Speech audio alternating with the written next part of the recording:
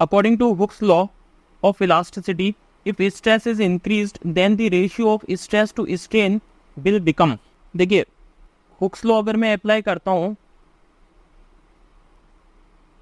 तो Hooke's law बोलता है कि stress is directly proportional to strain होती है. तो स्ट्रेस जब मैं इस प्रोपोर्शनलिटी को हटाता हूं तो यहाँ पर एक कांस्टेंट आता है जिसे अपन बोलते हैं यंग्स मॉडुलस, और यहाँ पर होता है स्ट्रेन.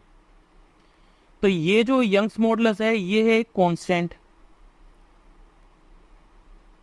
और अगर ये कांस्टेंट है, अब मैं अगर स्ट्रेस को इंक्रीज करूंगा तो सिंपल सी बात है कि स्ट्रेन भी इंक्रीज होगी क्योंकि ये पैरामीटर कांस्टेंट है. और इन दोनों का रेशियो अगर मैं देखूं तो स्ट्रेस अपॉन स्ट्रेन, स्ट्रेस भी इंक्रीज हो रही है, स्ट्रेन भी इंक्रीज हो रही है, वो इस प्रोपोर्शनलिटी रिलेशन में इंक्रीज होगी कि बाई की वैल्यू कांस्टेंट रहे.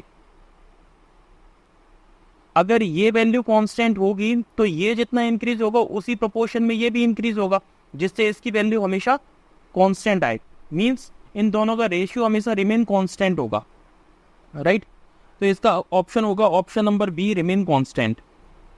B is the answer. Thank you.